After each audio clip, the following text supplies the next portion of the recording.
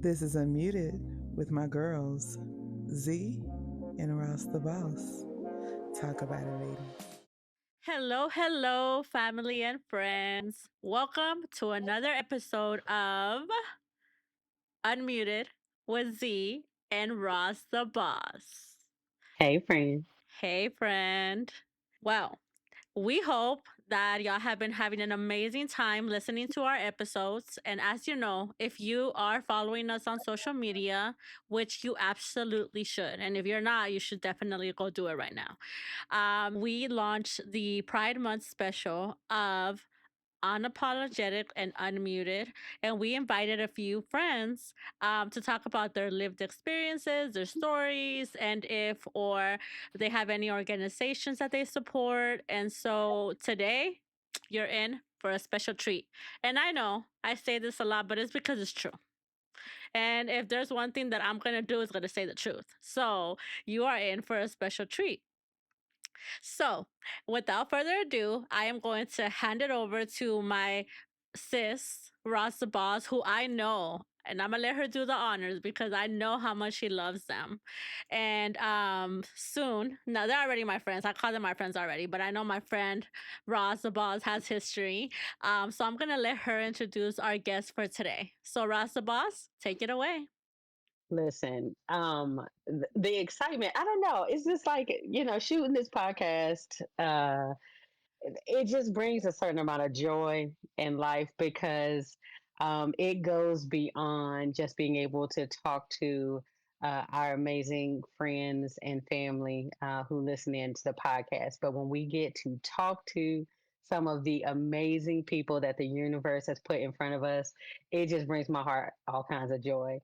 Um, as being a member of the LGBT community and a lot of paths that have been crossed and intersected over the years. I have to tell you that these two amazing individuals that you are going to hear from today were a blessing last year, and two individuals that moved my heart in a way that I felt like I had gotten kind of used to. People giving back to the community in a particular way.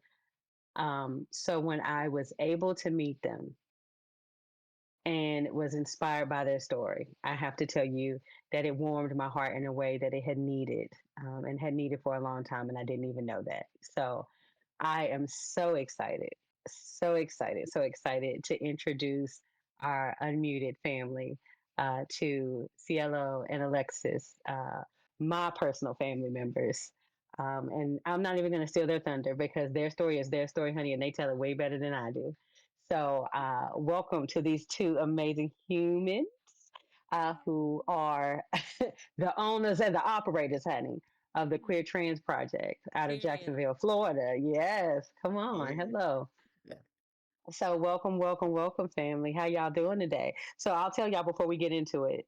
Z and I always open up the podcast with a "How is your heart?"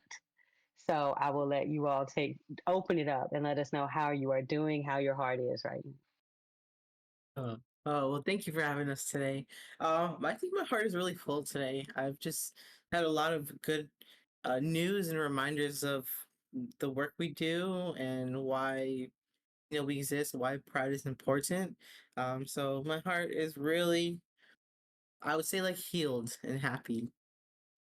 You took all of my adjectives. What am I gonna do now, Cielo?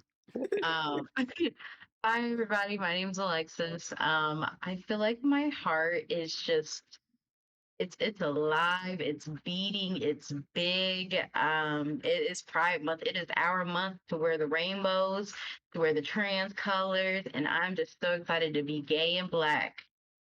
Hey, say it with your Yes. chest. Say it with your chest, friend. Gay and black with a Hey. UE at the end. Yes. So Z, what about you, friend? How is your heart? My heart is excited. Oh my God. People are going to think this girl stays excited. A few hours ago, I was not. I was overwhelmed because of the day. But then I came in here and I saw how amazing humans Cielo and Alexis are. And I'm like, oh my God, this is going to be a great interview. So I am excited to be here to hear your story and just overall excited, happy. I am happy it's almost the weekend. So that's exciting too. And I am gonna go absolutely watch Scary Movie, the new Scary Movie. So I mean, you just It's have out already? yes, today it dropped. So I'm going tomorrow. Oh, shout out the Wayne's brothers. Yeah, yeah. It might be a little controversial, but I just have to. I think it'll be tight. Yeah, yeah. I'll tell you about it. Wait, What about Just you? live stream it. Just live stream it from, Sure. just we'll just get on, just live stream it from the movie so that we can all watch it Now, together. now you already know that Pookie would not let me do that. He's gonna Fair. look at me That's all fair. crazy. But okay, but That's I'll true. try. Yeah, do your best. I'll Do try. as you're able. I'll Do as you can. Do as you can. Mel's trying to get you to confess to a crime on video. try. Exactly. Shimon, I don't know what she's got out there for you, but she got someone looking for you. Hey. Listen, all I'm telling you is that if it stays between family and friends, is it illegal?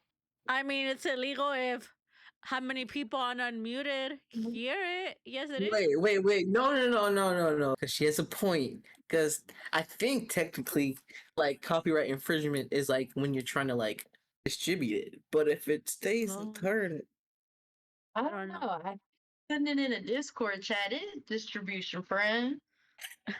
uh, yeah. But she could have just FaceTimed us. That's it.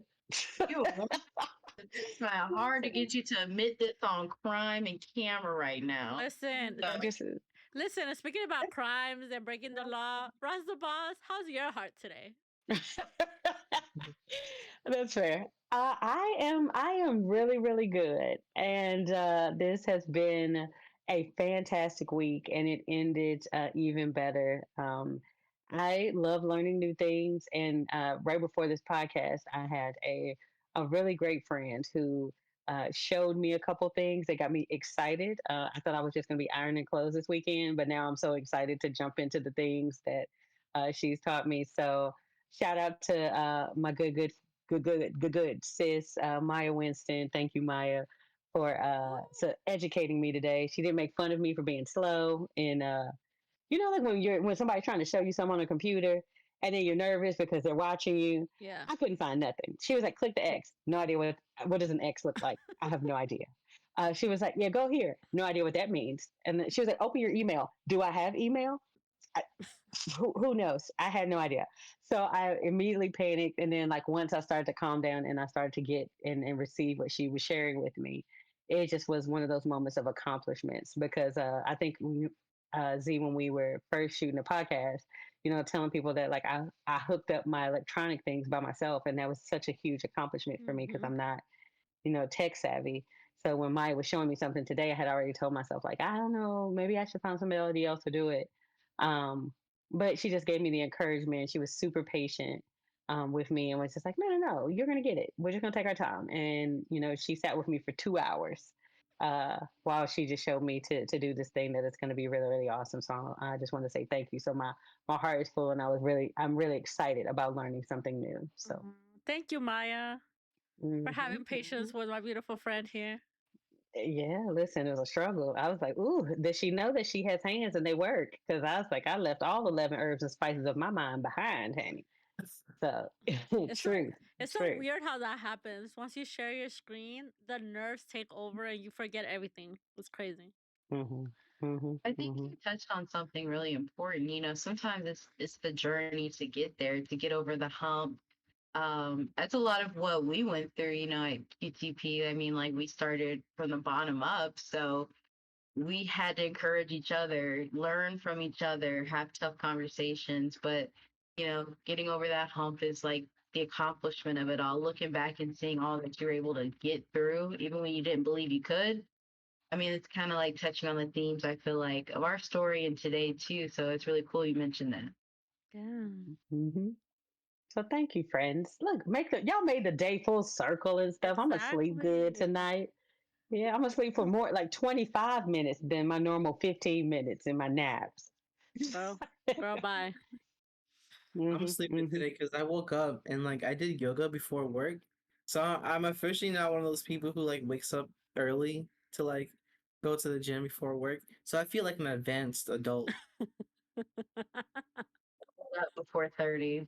Cielo, you're gonna have to text me. You're gonna have to text me because I need to get up and start doing some yoga. I can't do any lower body exercises because of my ankle. But I can do some upper body things and some more movement practices so that I'm not so stiff. So you're gonna have to ping me when you get up so I get up and do it. Yeah, they have chair yoga and bed yoga have been really helpful. Yeah, yeah. I definitely have to get into some movement practices because I'm feeling very, very stiff in my body. Mhm. So y'all ready to get this joint started today? Yeah, yeah. Oh, and I wanted Yeah. to clarify. Do you want us to call you Ross? Listen, you call me what? Listen, you call me whatever you want to. Just don't call me late to the podcast or the problem child. But she is a problem child. I am the problem child. So whatever you feel comfortable with, friend, whatever comes to your mouth first, you just go ahead and say it. I answer to it all. So. Yeah. Yeah, Mhm. you're good. I sometimes say Shamel, sometimes Ross, sometimes it's just whatever flows in the moment. It's all good. I answer all of them are my names, so I'll answer to all of them. So we will go ahead and get started today. Because listen, when I tell you there is a story to be told here, honey, there is a story. Okay. So I had the opportunity of meeting these two beautiful humans when I took a trip to Jacksonville with some other friends, and we did some volunteer work at the Queer Trans Project. Now, we knew we were going to be doing volunteer work there when we landed in Jacksonville, but we had been stalking them online, and we're just super impressed with the work they were doing. And the first time we jumped on a call, and it was just like, "What? Who are y'all? And what did you do?" And you were just two people with an idea, and it has grown to what? Mind blown. So 100%, if y'all could get into your origin story so people understand why it is super important that you all are here today and that you are telling your story, especially during Pride Month. So I will hand it over to y'all. Okay, cool. Well, I guess I'll start. How far back do I go? I don't know. Grew up with kind of like humble beginnings, for lack of a better word. Just always had my head down, just going with the status quo. Assumingly like a straight person, cis person. Moved up here to Jacksonville in 2017, and then I was also married. That's a thing. I moved up here and I was married. And I went to college at the University of North Florida, and about like my junior year, right before graduating, I found out that the university had an LGBTQ center. And I had been battling like thoughts of like being LGBTQ since I was like growing up, but it was never really an option, so I just kind of like never considered it. And I really remember just like walking in there one day, like really nervous. And then I stepped foot in there and I saw everybody look. I was looking around and I just saw everybody like in their own worlds, and I was immediately overcome with like feelings of like jealousy and envy. And I ran out of that place so fast. And I just really sat with those feelings, trying to like understand where they were coming from, realizing that like I had a lot of inner turmoil and things I needed to unpack to understand why I was feeling like jealous and envy, and how everybody was just so free and out there existing. So over the next few weeks from then, I started to work up the courage to go back to the center, and I went back more and more and started to realize, hey, like, I am a queer person. I eventually like graduated college. Um, and oh wait, the timelines like I don't think we had met yet, actually. No. Wow. Okay. So I love damn, it. it's so yeah, I was figuring out who I was because I was still married at the time. Um and I just remember like I found out a lot of stuff about like my family, like doing like some really fucked up stuff. We could probably jump into that later if you want to go there. But I left that situation, and I at the height of COVID, I got into emergency housing at the university, and it was a really like once in a lifetime chance because COVID happened. Nobody was supposed to be on campus unless you had a really like bad situation, which I did. And little did I know, Alexis lived 2 doors down from me. We never crossed paths the entire summer at all. We were going to be like roommates in the fall, but we did not know each other at all. Just had a mutual friend. I mean, we had a chance to meet, but we didn't. Because our mutual friend took her to like my dorm to like meet me, but I guess I had just gotten out of the shower, fell asleep, and was just too lazy to open the door. So I missed my chance to see her. And I didn't get to meet her until like we moved in the fall for for the fall semester. And ever since we locked eyes with each other, that first time we met, we've been inseparable. We've actually never not lived together. Um, Fun fact, and yeah, so Alexis has really like helped me like come into myself. She's known me since before I transitioned. I remember like we moved in like a month before my birthday is when the fall semester started. And I just remember her like taking me for like a birthday gift. She said, get dressed. We're gonna like go somewhere. And she dropped me off at the barber shop. With What? consent. With consent. Yeah, like she knew I was battling feelings of like wanting to dress more masculine and stuff, so she's like, I got something for that ass. Dropped me off, left, and then I came back with like an undercut, which I really love. So and then it was just small gestures like that, helping me go to like the men's section of Walmart for the very first time. That's like a really scary thing. And we graduated college, moved into an apartment together, and I started to get even more intense feelings of like wanting to be more masculine. And I'm like, what are these feelings? Like, I don't understand what's going on. It's more than just wanting to like dress up in some sneakers and some jeans. And I just tried to figure out really what was going on. So I did a lot of like research online, try to look at like resources for LGBTQ people, like trans people. And it was still COVID, so TikTok was getting really popular. Everybody was being themselves. And I started to see more of those videos of people being themselves, and I was getting more feelings of like that jealousy that I remember that I had when I was in the LGBT center. And so I went and explored myself more, and I was able to realize that like, hey, like I might be trans. And I could not find any resources to help me navigate that because I'm a plus size person. I'm a person of color.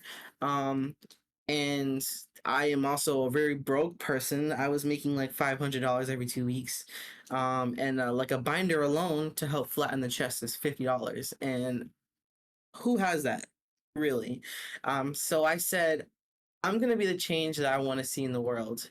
I need resources to be accessible for people so that they can figure themselves out, but also so I can figure myself out. So I came to Alexis one day and I was like, hey, I have a crazy idea. I want to like get gender affirming items and just like give it away for free for people, but like it's gonna be different than like any closet. It's gonna be just like any online store, and everything's just gonna be free, and shipping is free too. And I have ADHD, so I always have a bunch of ideas. 90% of the time, nothing's gonna happen. So she's like, if you get the ball rolling, I'll roll it with you. So I started reaching out to a bunch of different like companies, organizations to donate items to me, and they just said yes, we love this idea. So one day I just had a bunch of like items to give away, and then I bought a domain, I bought a website, and then it just kind of like took off from there. So I'll stop there, and then I'll leave Alexis's half of the story to like put it all together. Well, dang, you left me like a crumb. I'm just kidding. I think a little context for me, like, I think some people see me as a superhero, but I just think I was being human for Cielo. I don't need a badge of honor for being a good person and being an authentic person. People could say whatever they want about my parents. My parents raised me to respect people how I want to be respected, to be a good friend, a good person, to welcome everyone with open arms as long as they're welcoming me. Now I'm from the South, so as long as you're kind and I'm receiving that back and I'm giving it to you, it's okay. So I appreciate anyone that's ever like, oh, you did all this stuff for Cielo, and it's like, yeah, but we should all be doing that for everyone of any background. Like, I'm the first person that says take someone to a food bank, help your friend apply for college, use your network. So all I was doing was being a good person and a good partner. So thank you for that, Cielo. I didn't really understand my sexuality for a while. I just knew like girls are kind of cute, but I would never. And then I had girlfriends that I feel like they thought they knew me better than I knew myself. So when I would like soft launch, maybe I'm bisexual, maybe I'm this, maybe I'm that, they'd be like, "Girl, no, you're just lonely."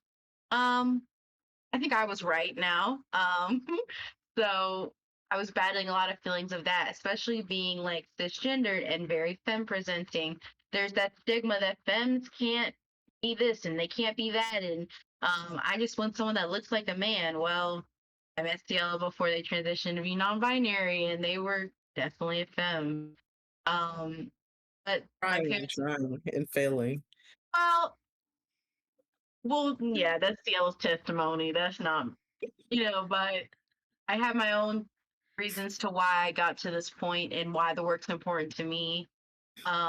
Seeing Cielo like wanting to try things and also seeing the depression that having gender dysphoria would do to Cielo's like mindset and energy levels and ambition. It was like night and day. It's like, one second he was fine, and if he walked past a mirror at a restaurant and saw his chest, like it was like a shutdown, and it got bad. It got worse and worse and worse. And then I started thinking like, okay, I've never had a trans partner. I don't have any trans friends that I know about. I don't know what to do. I don't know how to help. I don't know what I can do. And this person might die on me. Someone I love, someone that I want to be with might say it's easier to just not be here anymore. And that was scary. I felt like I didn't have anyone to talk to about it, to get help from, and so we found our way. Well, I did my little research. He did his research. We would come together and we would figure it out together. Um, and I think that I hope that reflects on other people when they look at us. I feel like we're yin and yang. So he'd have one idea, and I'm like, well, let's go do this, and we'll come together and have this great thing. And I think that's what happened with QTP. Yeah, I've been in nonprofit for a long time. I grew up around a community center that was a nonprofit, and they did so much for me, but also showed me so much nonprofit could do direct service wise, which is maybe a good part to mention about me, growing up in a community like that and seeing the impact of that. So now we're at a point where I'm like, Cielo, this is great, but how are we going to get people to trust you, to get kids? Because at this point, politics is rough. No one believes you're trans, and who's going to give out their address? I mean, like, that's stranger danger number one. You don't give people your address on the internet. What the hell? Um, I'm like, let's try TikTok. So I know Cielo mentioned TikTok was, a huge part in finding his identity. Well, it was also a huge part in how we blew up. Cielo, I was like, hey, we gotta sit down and make a TikTok. Just trust me. We'll make the damn TikTok and we'll see what happens. If nothing happens, we won't do it again. I promise. And so he's going, oh, I don't want to do this. No one's gonna watch it. Well, we do a little packing video. Pack with me. It went viral overnight. I get a call at work the next day. Oh my God, the video is blowing up on TikTok. I have all these people. And it went crazy. Even in Jacksonville, people were like starting to look at us. And people that never looked at us before were like, they got something happening over there. And it was crazy. And from there, we've just kept it up. And Cielo now does his own social media. And I work here full time, and I've been able to really put some time into fundraising. A lot of stuff has just been homegrown, just me and Cielo putting our heads together, using our resources. Amazing people like Shamel has just been an amazing person to have in our artillery. But it's just been crazy. Like we just hit 5 years of QTP. The impact has been astonishing. The journey here has just been something worth noting. It's just been an amazing journey, and I'm so glad to be here, and I'm glad my partner made it because there's a lot of people that didn't. And that's scary. We're this close from losing someone that was going to do something way bigger for the world, and that's why this work's important to me. You're gonna have me crying in the club over here. Oh, I love that. That's so beautiful. I didn't know the story. I didn't get the invite to go to Jacksonville, but I will have to go soon. Um, Mhm. Yeah, I don't think we talk much about the why. Like me and Cielo sat down and we were like, you know what? I don't think people know like why. Like, because it makes sense. Like, oh, like you're doing this for trans people, and yeah, this makes sense. But it's like, well, actually, how did y'all get to this point where y'all were like, oh no, we're gonna do this for real? And a lot of that came from Yellow transitioning. I think some people think I'm trans. I sometimes wish. Fortunately, I'm who I am, and but I feel like I'm so adjacent to the trans community, I might as well be. But no, the whole background story was me trying to figure out how the hell do I help a trans person that's my partner? And also Cielo, like how the hell do I help myself so I don't Yeah, that's like, 'cause I think I know you touched on it briefly, but like, um, we were each other's really like first like queer relationship. Like, we were both figuring out how to like navigate a queer relationship, and then suddenly it's a queer and trans relationship as well, which it was really interesting to navigate while also trying to navigate building a nonprofit as young Black people, because we don't tend to have any kind of like ounce of spotlight or like care for the work that we do until like we blow up big. Now people are like lining up to want to talk to us, but it's like, what happened when we were little and we just had an idea and we wanted just like your support? think there's a lot of pieces to our story. Like, there's a lot of like ignorance for what grassroots organization actually look like. Resources for marginalized communities to build up and support themselves. Um, the lack of LGBT centers that are competent about trans issues, how direct service is not being funded in nonprofits, but it's one of the most needed things. There's a lot that through our work we're now able to talk about at a higher level. Like, hey, this is real shit we went through, real shit that we're like encountering. Like we need philanthropy to not turn its back on us. We need people to create more conversations in the community and really be there for one another beyond trans people, people of color, different religions, everything. We all need to stand firm together. And it's also been a huge part of QTP, like learning ourselves, seeing the ugly parts of the world, being so exposed digitally, seeing all the corruption that is happening from the bottom up, from the top to the bottom, you name it. It's been really interesting and all under 30.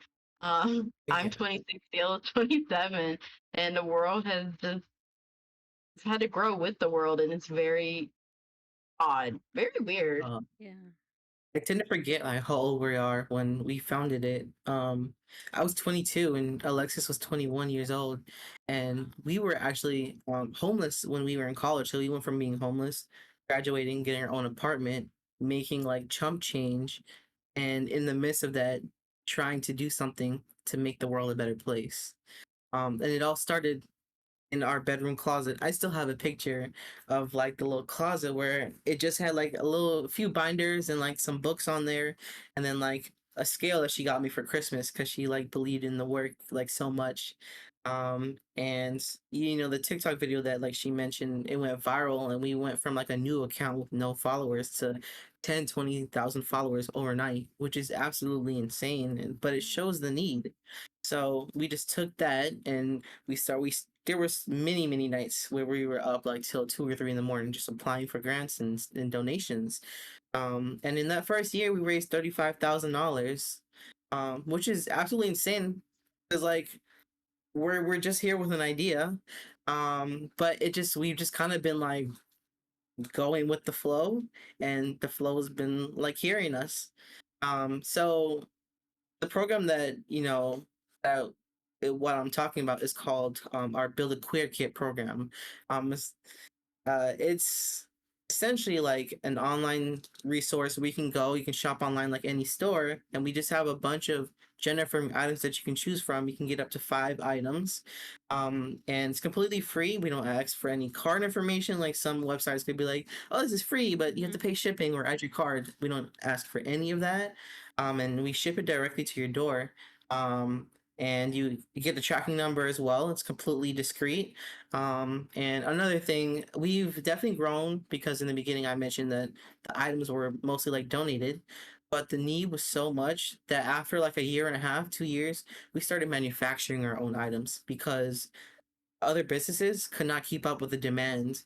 In the first year, we gave out 500 kits. The next year was 1,200 kits. The next year was 2,400, and then it was 4,800, and then 5,400 kits. There's no way we can ask other companies to just like, give that to us like for free. And many of those also closed down because of the economy. So we really had to find a way to like switch gears to remain sustainable. And it's worked out for us. Nowadays, we also have another program called our flights program. So any trans person in need who needs to like relocate to safety, or if they need to fly for like a gender affirming surgery or go to like a trans camp or anything like that, we fly them out to get the care that they need.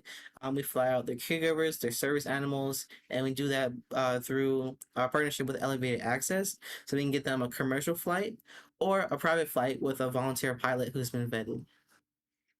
So amazing just to see how young you both were. I mean, I have a 21-year-old and like she still needs me a lot of the times.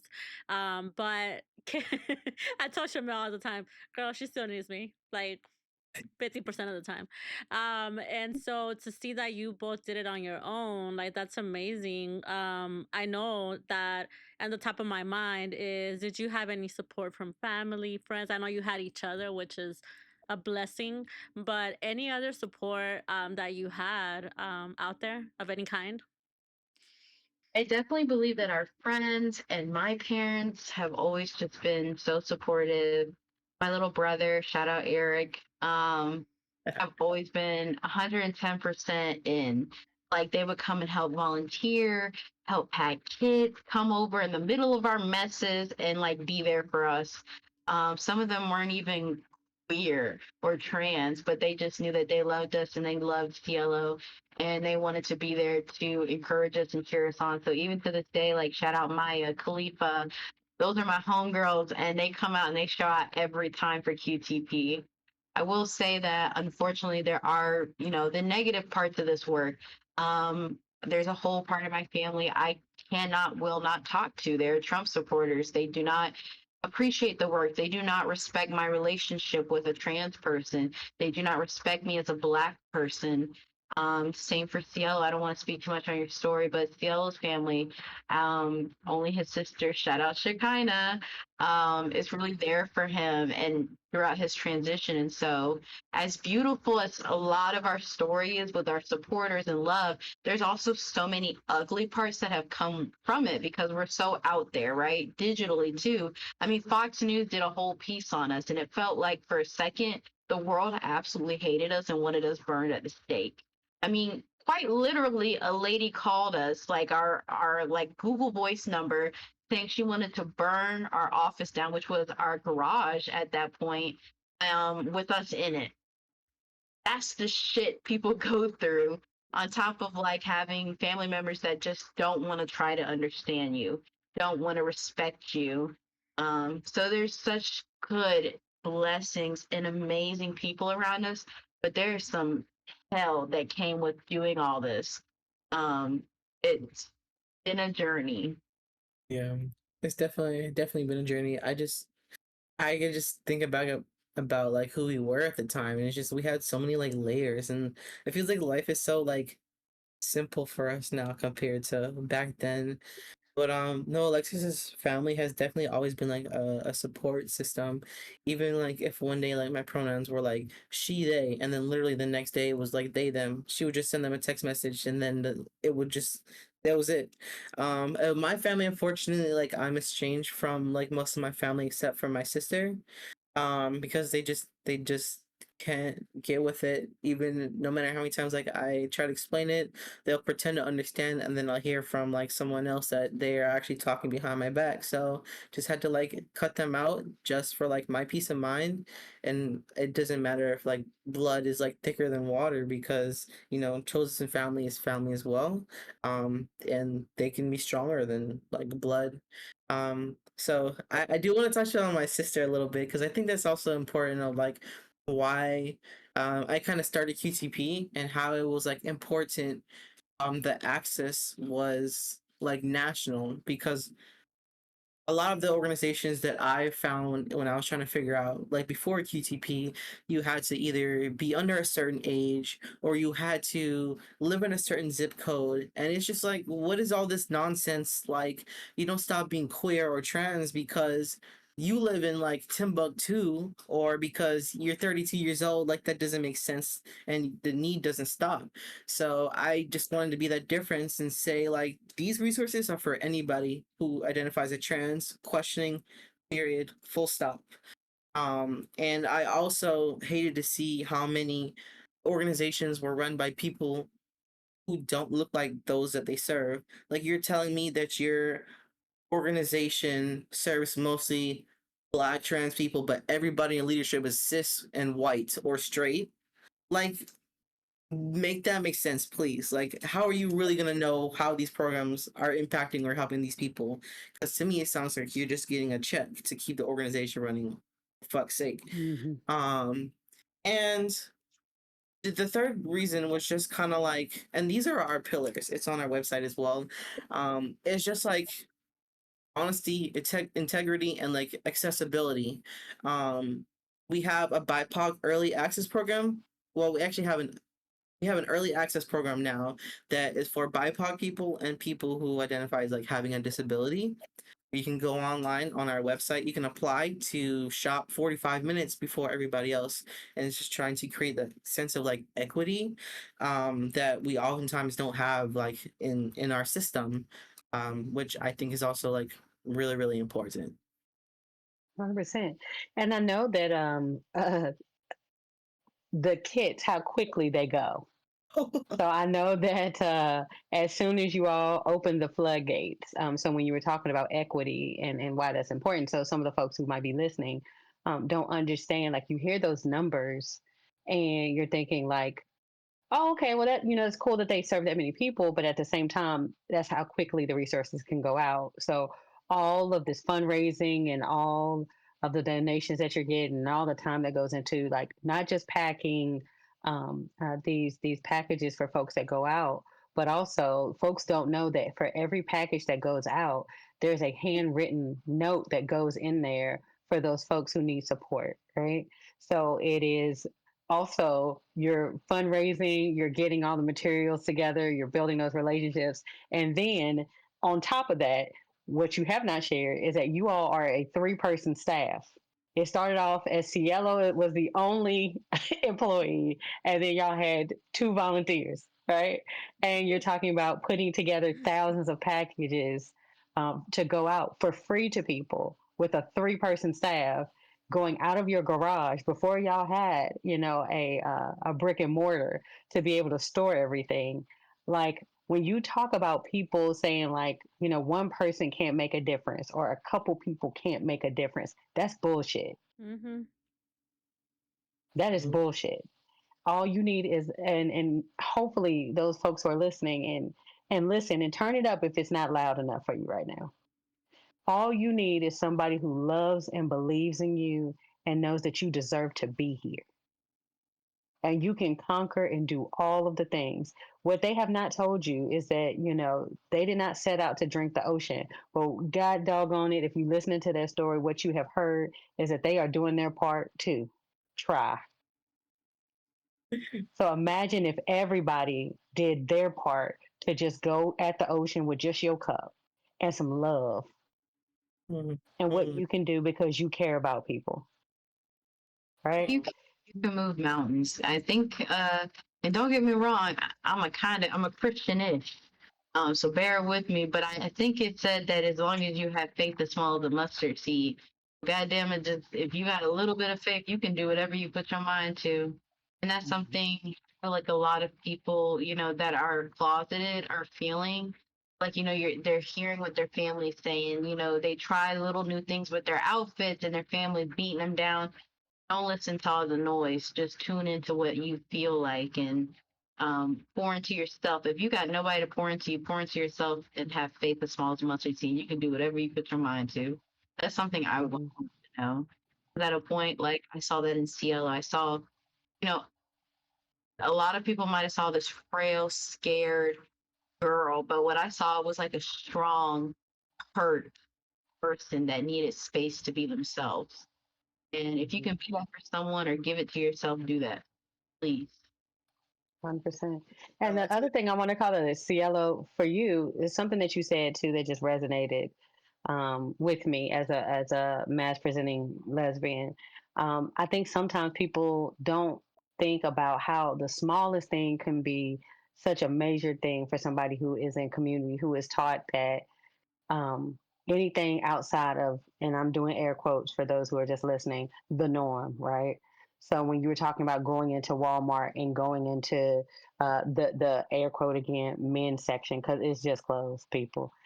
See if you heard Cielo clear, it was sneakers and jeans. Who doesn't wear sneakers and jeans, I regardless wear. of which is like, what are we talking about, right? Again, the only difference between men's clothes and women's clothes is how they size them. That's it.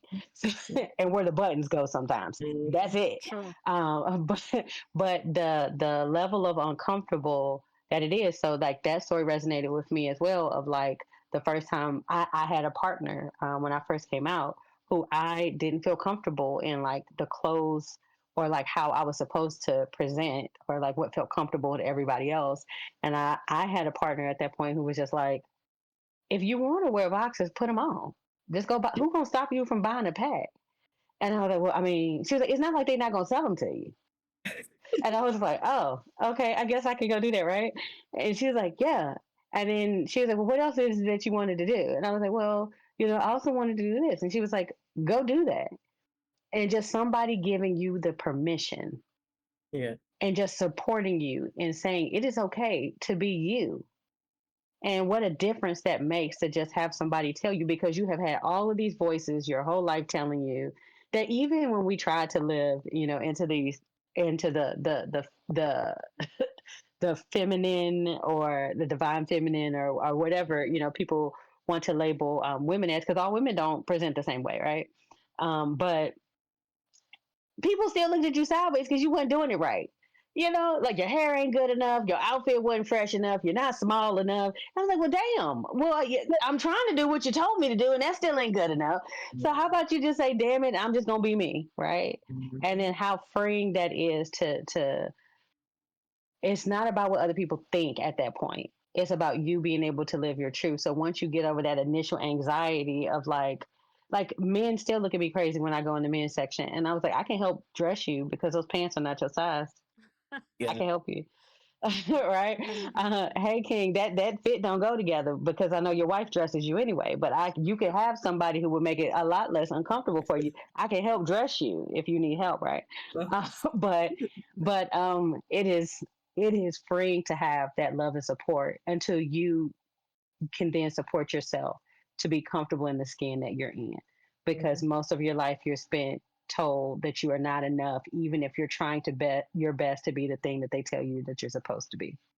Mhm. So when you were talking about that Walmart thing, I was like 100% a thing, 100% a thing. And then also feeling like I know I don't know if you heard this either when you were trying to figure out if transitioning was your thing. There's been so many people who have been like, Shmel, so you want to be trans? I'm like, thank you for telling me that.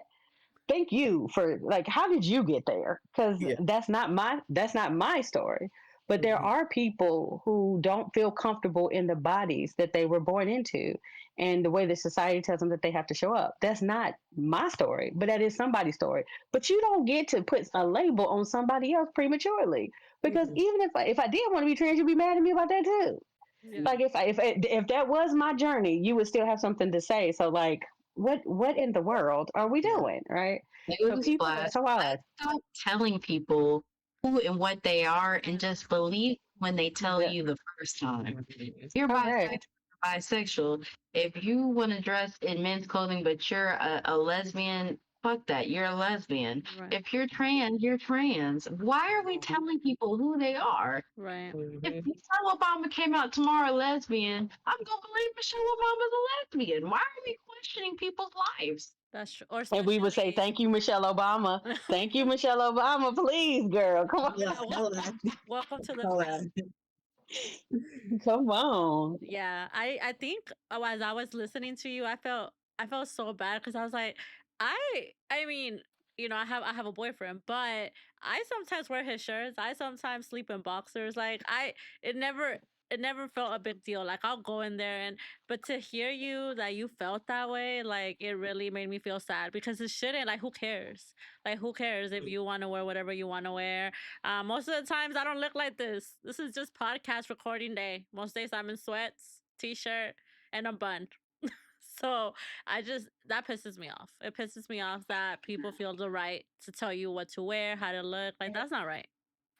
It's really sad. Yeah, it's interesting because like I know Shamil, I had so many different thoughts as you both were talking, but it's interesting because you're told your whole life that you have to be this way, and no matter how perfect you are, like people try to find like the one thing that isn't perfect, and that like they ostracize you for it. Like I was literally the perfect kid, had my head in books, sports, like extracurriculars. I graduated valedictorian, full rides to college, but as soon as I come out, all hell breaks loose. And like you mentioned that your ex partner was like supportive, like just fucking do it. I remember like my ex husband, like one day we were just walking and like I was wearing like more masculine clothes, I guess. And he like ostracized me for it, and I'm just like, yo, like what the fuck? He was Mhm. gay anyway. But we can talk about that a little later in the podcast. We can talk about that a little later. Um, we can talk about it a little later. Wait, But wait. and then it and then to me like someone like Alexis, we weren't even like together at the time, but like from the first day that we met, like she was immediately like supportive. So yeah.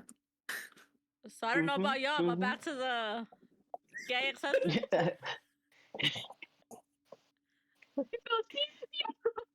Yeah, yeah, yeah, yeah.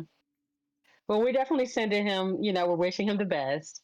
And I think the giggles come from it is, and people probably have heard this quote before. Like sometimes the people who are the biggest critics are generally people who are closeted themselves. Yeah. So it's 100% be careful who you hate because it could be somebody that you love, right? So Right. Mhm. or the thing that you hate could be something that you find out about yourself later because you didn't give yourself the space or opportunity. Or to Cielo's point, you haven't found the person yet to like create a safe space for you to explore that. Yeah. Not saying that everybody is a member of the community because we need to also dispel that. We don't Mhm. want everybody over here. We don't. But if you are over here, we're okay. There is no recruitment efforts. I want to call out this, and this is unmuted for a reason. Understand that when you hear one person's story, that's not everybody's story. So everybody is running right now with what young MA said about she only dates straight women. And I used to have this postcard that I got from Spencer's back in the day that said recruiter because I just thought it was funny as crap, right? So I just had it up on my desk when I at work, and everybody was like, "Really, Shmel?" I was like, "It just makes me giggle because who am I recruiting that doesn't want to be over here? First of all, Right. Mhm. Yeah. who am I recruiting? What am I saying that's finessing people out of anything? Like, now I think I'm bite sized and adorable, but she ain't that girl. She is not the girl. And no offense, like Young and May for the people who are attracted to them, ain't pulling everybody. But if you didn't want to be over there, you wouldn't be over there. first and Mm-hmm. foremost. So just, call that out. But also understanding that one person's testimony should not hit everybody because that's not everybody's experience. So her saying, I'm a lesbian, and also if I'm dating another straight woman and then she, says that she's never going to date a woman again, I would be bothered by that. Ma'am, you would then be dating a lesbian or a bisexual woman. Mm-hmm. Right. Right. Truth. So like it gets convoluted. So I think that sometimes, in community, we get confused too. I think that's an important thing too. Like sometimes like we're like, what happened? Who?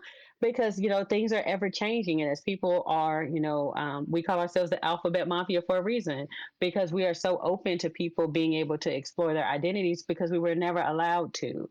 So it is a welcoming community of exploration, and as people are trying to figure themselves out, to Cielo's point, going from she they to they them, to he him, or to zen or zai or whatever else that people feel like they need to connect with, that's their choice. How does that impact you? Why do you care Mm-hmm. about somebody whose path you are never going to cross?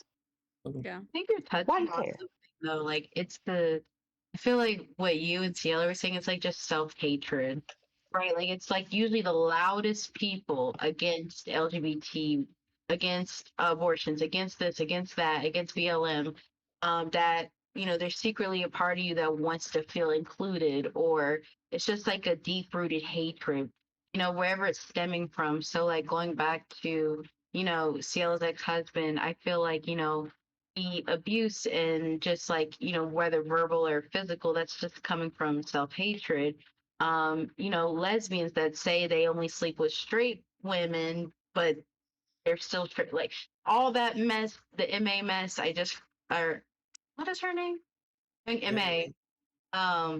I just feel like that's also self-hatred. Like you don't want to admit that you're a lesbian who dates lesbians. Like, you know what I mean? Like I just think it's coming from a place of hatred. I think it's also like religion and societal standards. These are all coming from like people holding themselves to a standard they can't even meet.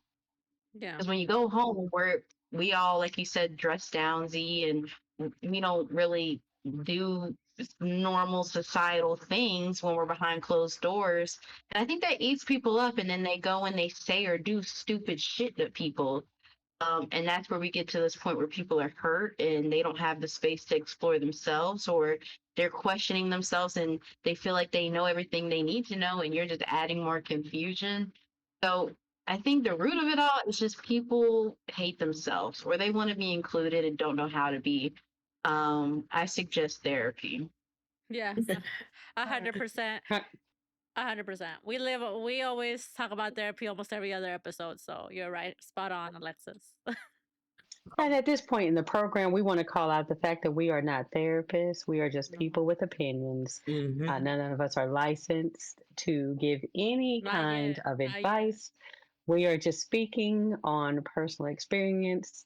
Again, we love Young MA, and I, and I don't know about and love. not but and we support them in whatever their journey is. But at the same time, you understand that when you make definitive statements like that, you hit more than just yourself. And there's a sense of collective consciousness that has always existed for people of color. Again, I will say that again, a collective consciousness. For those people who don't know what that means, let me help you.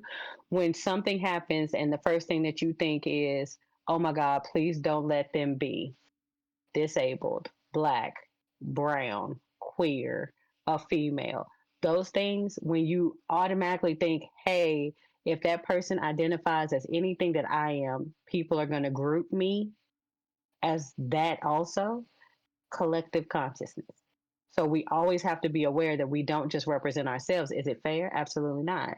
But we don't just represent ourselves, we represent the entirety of our community sometimes. So when we say things like that, other people who, you can always speak for yourself, but you need to be clear that you are speaking for yourself. And that's not everybody's lived experience in community.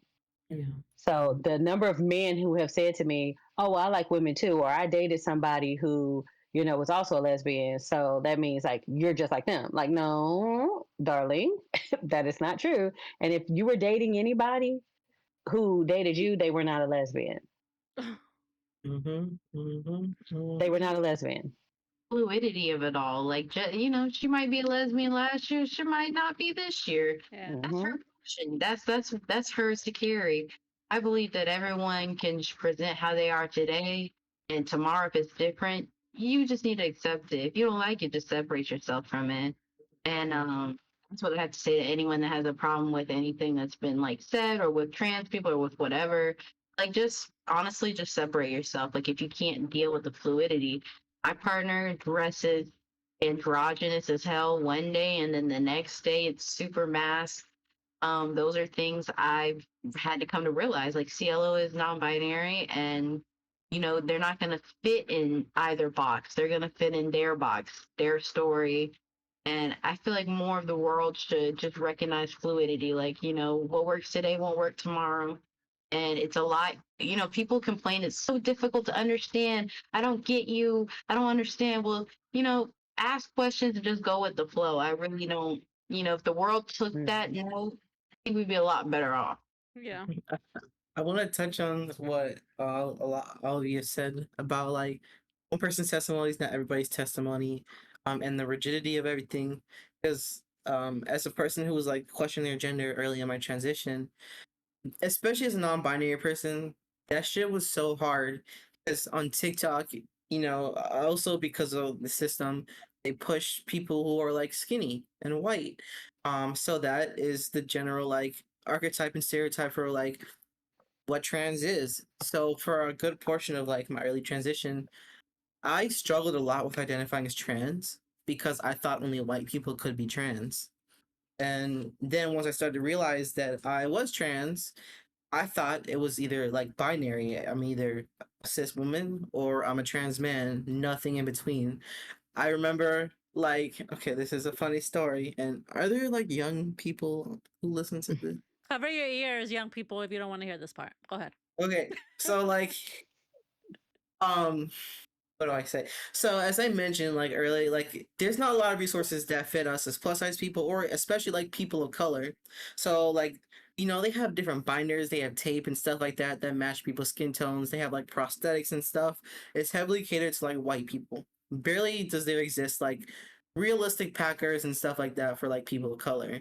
So I remember like using a strap. Like I remember going to sleep with a strap and waking up the next day and feeling so affirmed.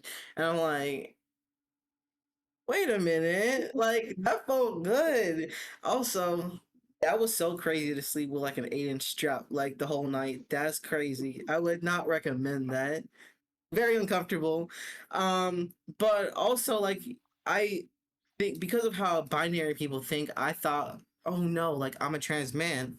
And I thought like I was a trans man for like maybe like a 2 or 3 days because I thought that's all that there could be. But even then, like saying that I was a man like gave me an ick because I knew that like that's not how I felt. Like I feel like my soul is just like intertwined with like everything and nothing at the same time.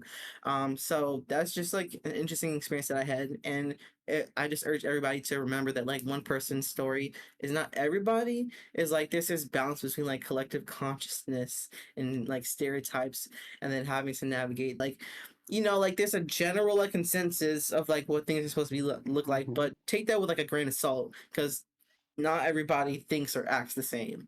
Yeah. Absolutely. And I mean, we're human. I feel like everybody changes. You go through different walks of life. People change. Some people stay the same throughout, change a little bit. But to your point, it's okay. Like if you at one point were thinking that you're this, but then time it's not. So don't hate yourself about it. Just do whatever you feel like is right for you. I think that's just in general. So to all of your points, is like, who says that if I say I'm bi today, I can't say, you know what, in a few years, you know what, actually I feel like I'm this now, and it's okay. Why do you care? That's your lived experience, your life. And so as people that are heterosexual or straight, air quotes straight, we have to understand that they can choose to love whoever they want to love. Like, why does that matter to us, right? And also, if you're over there judging, when you point one finger, you have like 10 pointing back because nobody's perfect. So I always feel like the people that get the most mad are the people that have something to hide. So, and also, if you have kids, family, you never know if you're gonna have somebody that's gonna need support, and you over here judging people. Imagine all of that comes back. So that's all I Yep. will say about that. And I'll tag in this too, and I definitely want to hear from Alexis on this one. Um, the one thing I'll say to Z to that point is that it's not just, cis het folks. I know that as a member of the LGBT community, there have been opportunity areas for me to grow also, where I like to tell people all the time, I'm an old gay. So before there were additional levels, there was four, right, for me, growing up as a young person. And there have been, and there will be times where I will get it wrong. 100% I will get it wrong, but tomorrow is just another day to get it right, right? So as you live another day and you continue to explore this life, you realize there are things that you don't know, and that's okay to be ignorant. 100% I can share with you all that I had the biggest bias when it came to the bisexual community. And thanks to one of my best friends who I remember having a conversation with her where she said, I know how you feel about me. And I was like, what are you talking about? And she's like, I know how you feel about bisexuals. And I was like, what are you talking about? I got what? Girl, I love all of us in the community. She was like, And then she started to share some of the things that I had said back to me. And that, and I think Alexis, you called it out earlier, a lot of that came from a place of hurt based off past relationship. And, the fact that maybe, some of the folks that I dated were trying to figure themselves out. And so, they were doing what was best for them, but I didn't understand that. And I took it as a personal attack against me. And it wasn't about me, it was about them navigating a world that felt a little clearer to them at the time. And again, I still get it wrong, and still put my foot all the way in my mouth sometimes. But I'm thankful that I require grace, so and then I must give grace. I actually have a question for you. Mm-hmm. You refer to yourself as the old gay, and Mm-hmm. could you touch on some of like the more specifics, like of course, like the gold star lesbians that have never dated any men or had any type of sexual relations with men? Do you still see that in the community, even in 2026, that there are certain, people that in the community you will and will not date unless they're gold star? I do know that there's a movement right now for studs. So the definition for those folks, and let me just clarify this: stud has always been a Black term for mass presenting females that sometimes gets confused for folks. Of well, no, you can be, no, you can't. um, that has always been a term that has been more so for Black mass presenting folks, and then I've definitely heard some brown folks who have used that as a reference for them too.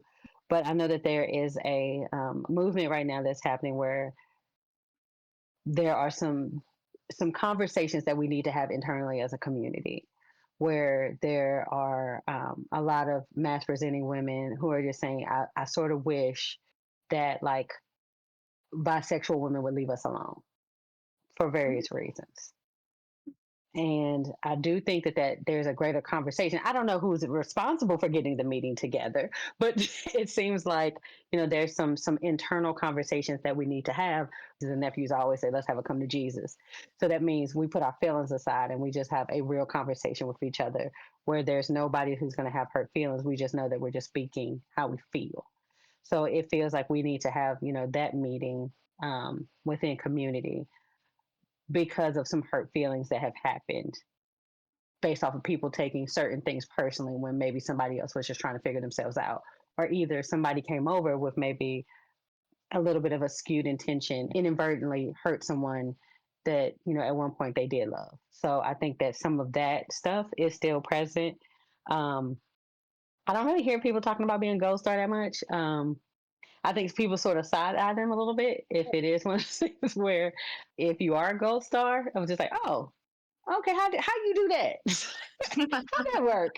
How that work? How did that happen? Right. And I think too, like gold star, what does that mean? That you never dated, that you never had, intercourse with, you never kissed. Like what makes you exactly a gold star?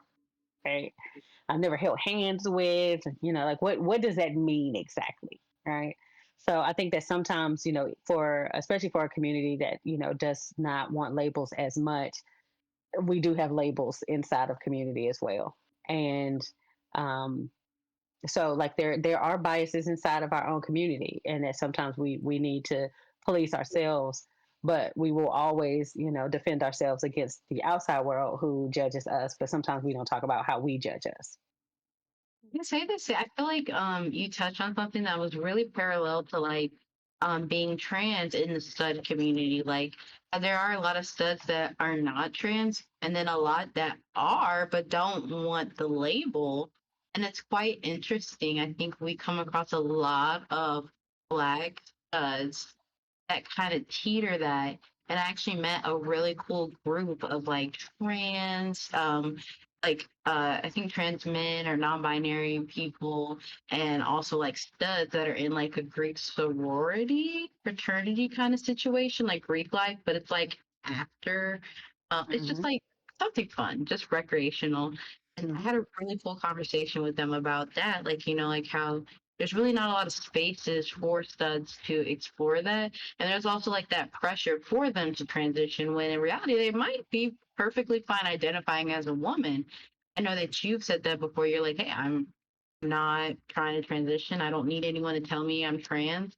But it's kind of like interesting when we talk about like the whole bisexual bias. There's also like this weird trans bias. Yeah, I just think it's an interesting conversation. I feel like there's, a lot to be had. And I don't think we talk about it enough. I feel as though like within our communities, within our different, well, I think we're all minorities here.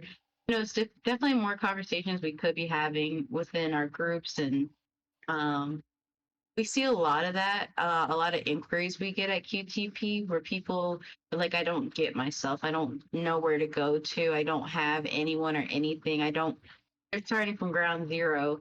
And so that's another big part of why we're doing the work we're doing and why it's important is because like now we're doing a lot more videos and clips that are like more educational, be able to like suffice that gap that a lot of like our young people and even older trans and LGBT community members need to move forward in identifying themselves and having navigating the hard conversations. So I really like that we were able to touch on these like little mini sections, like I think it's important to the overarching conversation that we all don't know any fucking thing. And we need to keep talking about it, and we need to keep sharing, or we're never going to grow, and history will repeat itself. Mhm. Agree. I mean, we're seeing that right now in legislation. I mean, there's sodomy laws that trying to pop up, I think, in Texas. There's all kinds of like, we almost saw they were reversing gay marriage. And so if we don't push for more education and more awareness and more community conversations, we are going to go backwards. Yeah. And that's the part that pisses me off because me and Shamel talk about this all the time. We decided about 2 years ago that we're going to unite in power and unite and work together because I always hate when people say, "Oh, well that's not me, so let me just look away." Like that's not me. I'm not gay. I'm not part of the LGBTQ, so why should I care? Or I'm not Hispanic, so that doesn't bother me. But just think about it this way: when you want support, you also have to give support. We all right now we know the crises that are happening. We know that immigrants are getting targeted. We know that LGBTQ plus is getting targeted. Why are we not fighting together? That's the biggest question that I have on my mind. It doesn't matter if you are or you're not, we're all being targeted, and I feel like people miss that point. Mhm. Hmm. I think Mhm. it's because they all want us to fight each other on, Yeah. little things that we forget. The big guys over here watching us all look like fools, fighting each other for little things. At the end of the day, we all deserve our rights, equity, equality, all the different words. We all deserve it. And it's a shame, that we can't look at certain things to work together with. Imagine if we put all the communities together, all the little subgroups together, and we all were like, no, this is wrong. We would have more elected officials that look like us, talk like us, have real conversations like this. We would have more teachers that can teach things that we want our kids to know. We would have a president that we want to be our president. We saw it happen in New York. They're doing amazing things up there. If we had the same resources and conversations here, move for a central, forward to solve a central problem, you know, we wouldn't be repeating things or going backwards. Or I don't know about y'all, I'm tired of wasting my tax money.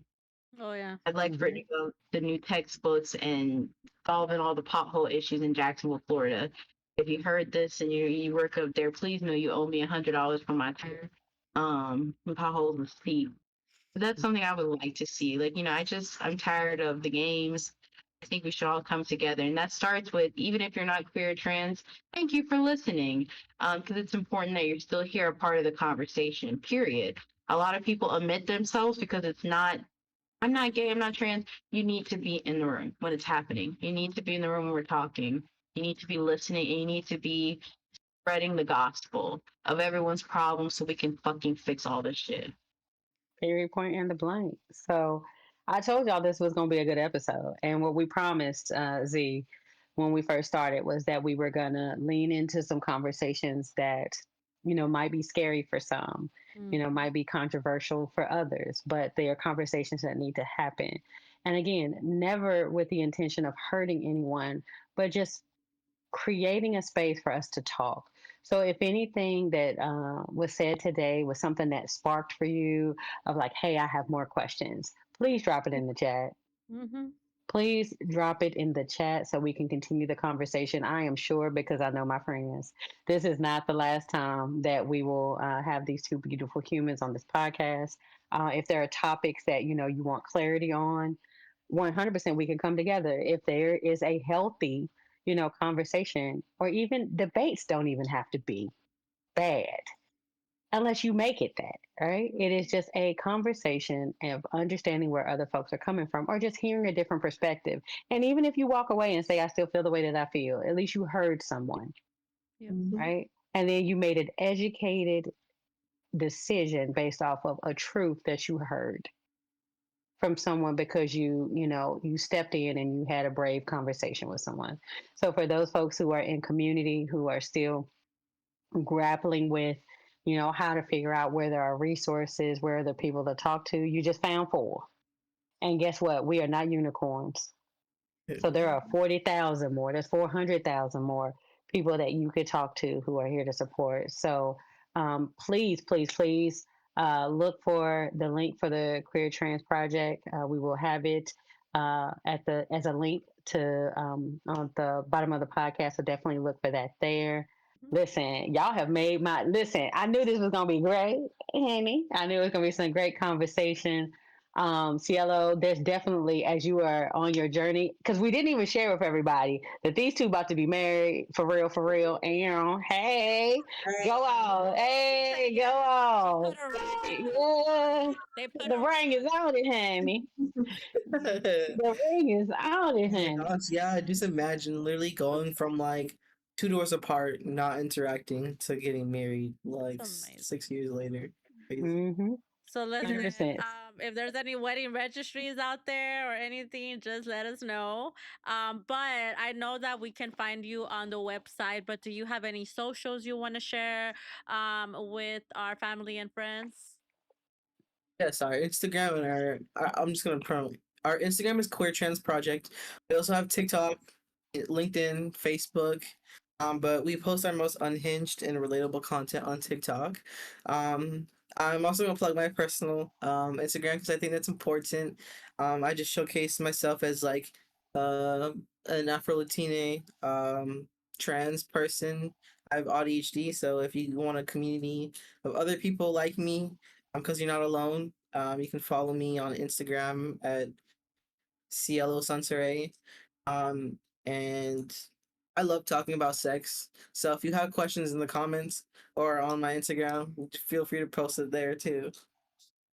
Cielo is a sex educator. Just so everyone knows that wasn't a random question. Yes. You see I my love face? that. I see Alexis trying to clean that up because I was like, Like, oh, okay. that's So random. the funny Feel part it is, I just thought about a random idea. We have to have an unmuted, unplugged, and bring Cielo back to talk about all those things, all the things. Man, I've been wanting that so bad. Like, I'm getting heavy into that on my socials. I'm gonna start writing some blogs for like some like sex stores and stuff. I got, I'm so ready. So clearly, Yes. Okay. Cielo will be back to talk Silence. about LGBT sex. No, it should be called unmuted but plugged, and everybody has to talk with a butt plug in. Ah, look at you, Mel. I'm gonna miss Look that at you. episode, so I wish y'all the best, but I won't be present. Nope, I won't even say that I'll listen to that episode. That's it. Yeah, yeah, yeah, yeah. That's so funny. Nope, Oh my nope, god. nope, no, no, no, no, no, no. I'll miss out on that one, friends. Nope, mm-mm, mm-mm. That So feels like a violation. No. listen, we'll see. Well, maybe we can convince her later on. This doesn't have to be the last time we talk about this. So Sounds before, like he's no, on board. you know what I like? I like that we cut up. We did what we talked about business and then we did the cut up, right? That's important. That's very Hmm. important. But Hmm. I know we're coming to the end and we're definitely bringing y'all back because it sounds like an amazing time. So we'll talk about more topics. But before we leave, we always like to leave our audience with a message of inspiration, a quote, or just anything that you live by, to just keep going because as we know, Cielo, your story very inspiring, but we know a lot of other people are still working the courage or going through it. So any words of inspiration that we can share with our family and friends out there? Yes, I like to say your experiences are not in isolation. I thought that I was the only person who existed my way, but as I found my community, I realized that there's so many more people like me. To find your community, if you are struggling, especially if you're like living in a rural area, living in a toxic household, just find that one person. That one person completely change your life. Just like my now fiance has. Wouldn't be here today without her. QT wouldn't be here today without her. So just find your community. That's the most healing thing that you can do for yourself. I would definitely say like just keep going, even when it feels like it's not going anywhere. Even if it feels like it's just you rooting for yourself. Keep going, please. Because at the end of the road, you never know what the picture's gonna paint, or I don't know, like you're just not gonna know what the end looks like till you get there. Just keep pushing forward, keep doing you, and just block out all the noise. All the negativity is just noise. Keep going. If Mhm. it's to make you Love, happy, it's important. I love And that. don't let anybody tell you no that it can't happen. And tell you how many people thought QT could not exist to the extent that it does now. So many naysayers that just pushed us to where we are now. And we've given out more than $1 million worth of gender affirming items to people across the United States. So just don't let anybody tell you no. I love that. Well, thank you so much, friends. Alexis, Cielo, thank you so much. You are now part of the unmuted family forever, and forever and ever. So don't forget to all of our family and friends to go like, share, follow all of our socials and this episode. And remember that you're not alone. We have 4 people in your corner always. Don't ever forget to keep going and always, always staying unmuted. Yes. Bye. Period. Don't forget to like, share, follow, and subscribe. And always staying unmuted.